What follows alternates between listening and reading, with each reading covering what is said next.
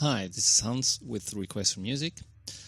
I'll be doing a Synclavier tutorial today, and I'll at this point I'll be looking at the additive synthesis because that's one of the parts that Synclavier comes with. There's lots of different ways of making voices, and a couple of them are additive synthesis. The other one is frequency modulation, and you could do a whole lot with time slices in partials, in all the different partials. In a way, you could think of every partial as a separate synthesizer, actually, but we'll come to that in a very later stage.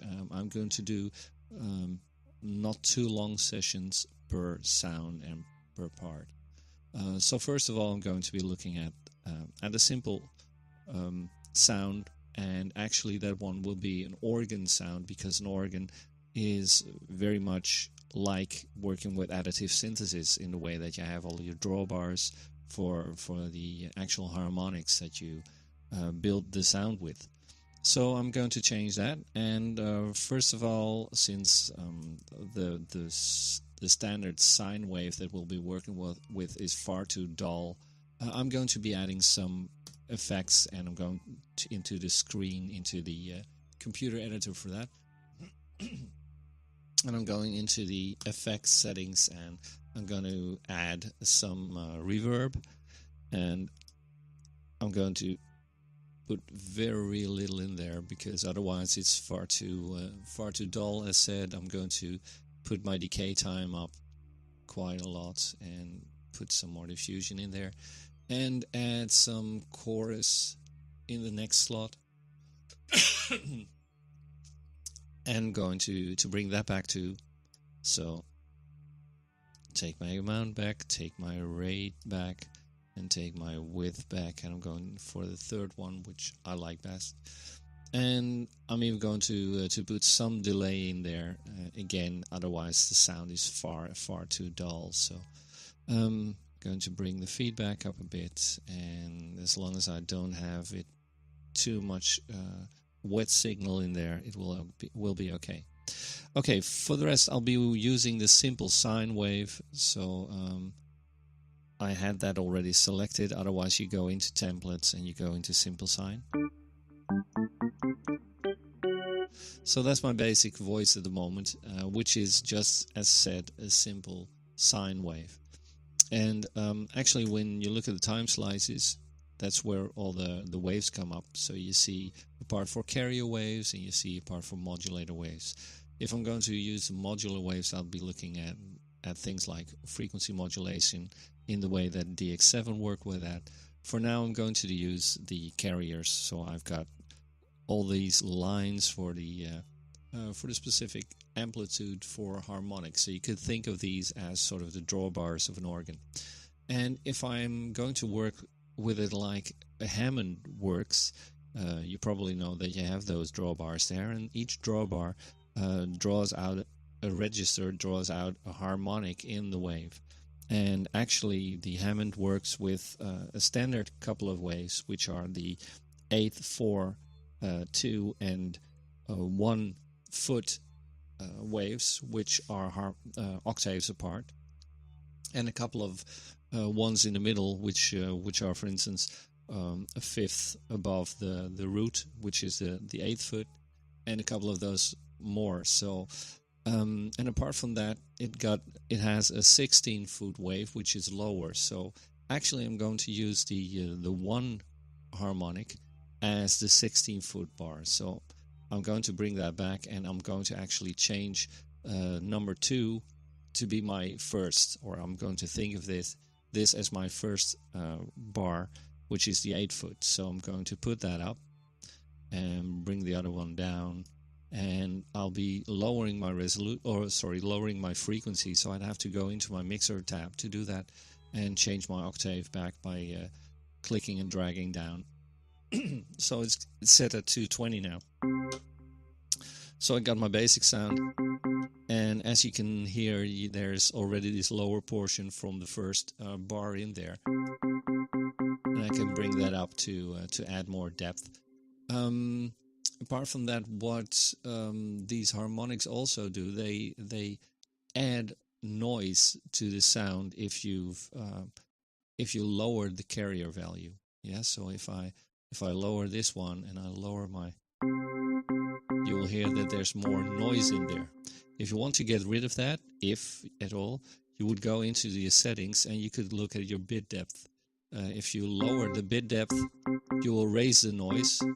If you bring it up, you will get rid of more and more noise. So it's up to you how much you want. I got it set up at about 10 bits, I think, which is an acceptable value and gives me some more ways of changing sounds, because if I add a bit more noise, it gets a bit more like a Fairlight kind of sound that we know of, where you get like Peter Gabriel used, for instance, where you have all this noisy character in the sound. So you could use that to your advantage. So if I put up my carrier first, I got my basic tone again, and as I said, a Hammond uses the 8-foot, the 4-foot, the 2-foot, and the 1-foot. Actually, the 8-foot is the second harmonic. The 4-foot is my fourth harmonic. So I could put that up, say halfway. So I got a bit more high in there, as you can tell. The next one is which is my first, or my second octave actually. This is my first, this is my second octave. The next one would be my 8th harmonic, so I could bring that up. And the last one is my 16th harmonic in this row up here. So those are the basic sounds, and then I could bring up my bass in there, and I could bring up the other harmonics which are used, and one of them is a fifth above this fundamental. So that's that one. The other one's the fifth above the second octave, which is here. And the other ones are a third and a fifth above the second octave. So that's the ones. So, well, already there's sort of a...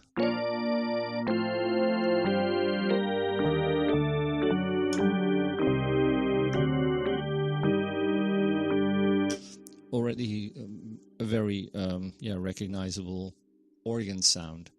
Of course, I would like a bit more sort of chorus sound in there, and apart from changing it with the chorus in the effects, the other thing that I can do is go back into my mixer and have a look at my chorus setting here, because every partial has that. So I'm using one partial as my basic synthesizer at this point. Again, I look back at this chorus, and what it actually does, it sort of doubles the sound. You have sort of 2 oscillators per partial. So I can bring that up, and now it's set, and you can see the setting at the left bottom of the screen. You see it's at 4.8 ratio, so that sounds good. I'll double click it so it goes back to 1, so it's at 1 single note, sort of unison. But what I can do is change my fine tuning here, so I get a bit of that changing sound. Yeah.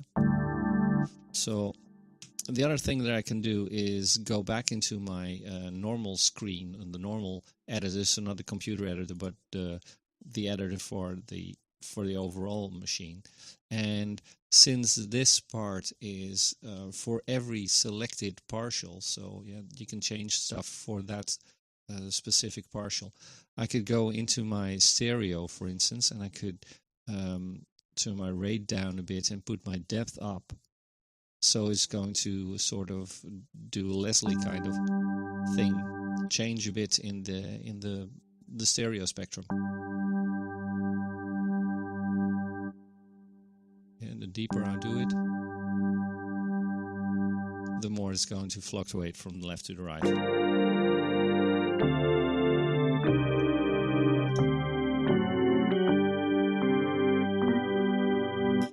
Something like that. Okay, now what could I do more? I could go back into my screen, go into my envelopes, because there's still a tiny bit of attack in there, and the attack takes the sharp edge of the start. And actually, when you listen at an organ, the sharp edge is there. So I would need that extra bit of sharpness there. What else could I do? I could change that extra sharpness in the beginning by bring my sustain level down, because if I bring my sustain level down, I will get this, because there's a very short decay, and I would get a bit more of this sharpness, this percussion effect as well. And if I wanted to lengthen that, I could obviously change my decay. Yeah. And otherwise, the other way of doing some extra stuff in the beginning would go back in the time slices. And I've got these points here. And every point is actually a single setting for all of the carrier and modulator settings for that point. So you can use extra points in there to sort of morph from one to another point. So if I put a point in at a region, and I can zoom on this part, so I can see my my time bar there, and if I just click on it and drag, I can zoom in, and if I drag right left, yeah, I can go through the range. So for instance, I've got a point here on 1, so if I put a point there by clicking in the bar, I get an extra new time slice, and this new time slice has this setting, so I don't have the sound anymore, which I had in the first time slice. So if I press my key now, it will morph from that first point to the other point. Yeah. So what I could do first is take care and make sure that the first value is copied to the other one. So I can select either a point by doing this, just clicking on them, and you can see that they change. Or otherwise, I could use my time slice as a sort of a slider to go through them. So I could go here, copy this one, go back to the other one, and paste. So I have an exact copy of that one. And I could do lots of things in here. I could transpose, and it would transpose from one to another ones like this. And otherwise, I could change stuff. So if I would go back to my first one, I could change the overall setting. As said, I could sort of include some noise by just dragging something like this, and maybe do even more in the higher region, stuff like that. And now what I do want is then bring back this point to get sort of this percussion, and I could zoom in again and drag to this first point to get it even closer.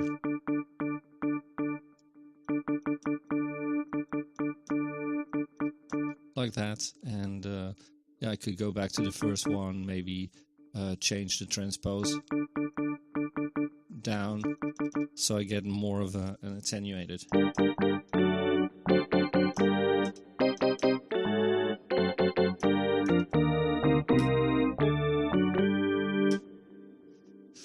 Something like that. So there's a lot that you can do, and I'll have a look at what you can do with just the carrier in the next one. So I hope that's enough for you for now. I hope that you enjoyed it, and I'll be back with next videos in a short time. See you later. Cheers. Bye-bye.